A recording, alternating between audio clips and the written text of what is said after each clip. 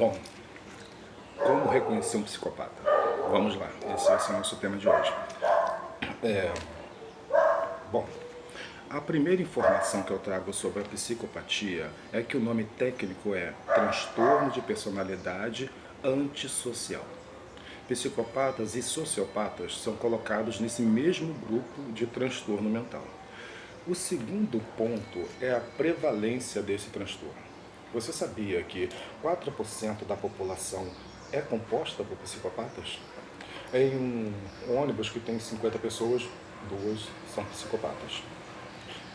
Em um edifício com aproximadamente 100 moradores, 4 são psicopatas.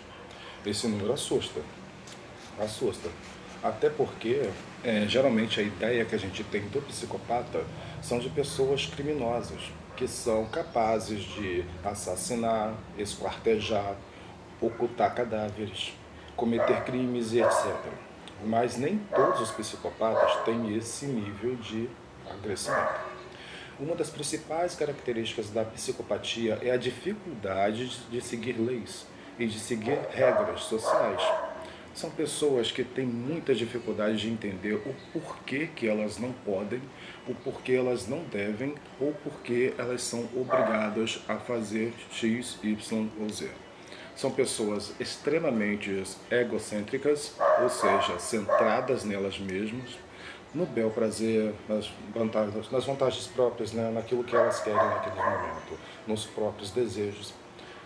E tem uma empatia, ou seja, uma capacidade de se colocar no lugar do outro muito baixa mesmo, muito pequena. E uma das principais características para diagnóstico diferencial da psicopatia, gente, é a ausência de culpa ou remorso diante de algum erro cometido. Essa é a principal característica da psicopatia. Porque outros transtornos mentais também envolvem egocentricidade, impulsividade, agressividade, mas em todos os outros transtornos existe um componente de culpa, de remorso, de vontade de não voltar a errar. E no caso da psicopatia, essa culpa, esse remorso são inexistentes ou são apenas sociais. Ou seja, dizem que sentem, mas na verdade não sentem. Características de persuasão, de manipulação, também são bastante frequentes entre os psicopatas. Então, na linguagem popular, eles têm uma boa lábia. Sim, eles são habilidosos socialmente. Geralmente são pessoas que estão no nosso meio, que a gente não reconhece facilmente, mas possui sim uma boa habilidade de comunicação e de persuasão. Nem sempre os psicopatas são criminosos. Na verdade, desses 4%, a grande maioria deles utilizam a psicopatia para terem vantagens das relações sociais. Então, são pessoas que acabam recebendo cargos melhores, mais elevados, pessoas que acabam tirando vantagem do relacionamento com outras pessoas, pessoas que não trabalham, que não pagam suas contas, que vivem nas custas de outras pessoas, pessoas que só conseguem cargos profissionais, políticos, de poder, por terem essas habilidades, né, que característica da psicopatia, mas nem sempre eles são criminosos e nem sempre, menos ainda, eles são assassinos. Estima-se que, a partir da população carcerária, que apenas 20% dos psicopatas chegam de fato cometer o crime, cometer o assassinato. Geralmente, as pessoas com transtorno de personalidade antissocial, elas já apresentam alguns traços da doença mesmo na infância, né? Destruindo propriedade pública, destruindo material do colega, maltratar animais, tá? São algumas das características muito frequentes aí entre os psicopatas nas suas infâncias.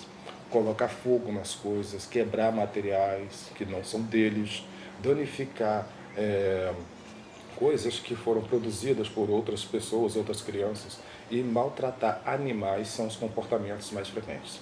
Na vida adulta, as principais características é o foco no próprio desejo egocêntrico, centrado neles mesmos, em realmente realizarem as suas próprias necessidades.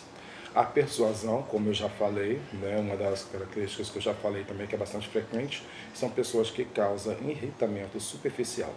A tendência é que eles conheçam muitas pessoas, que eles encantem muitas pessoas, mas têm relações íntimas com pouquíssimas pessoas.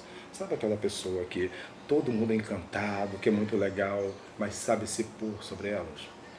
Nem sabe bem onde mora, com quem mora, se tem família ou não, qual é a história de vida. Hum, Isso tem cara de psicopatia.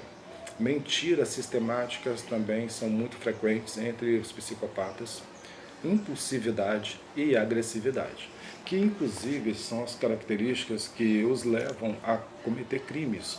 A intenção inicial era satisfazer uma vontade, satisfazer um desejo, algo deu errado e a agressividade e a impulsividade acabou levando a cometer um ato mais brutal e efetivamente, de fato, cometer um crime por conta da psicopatia.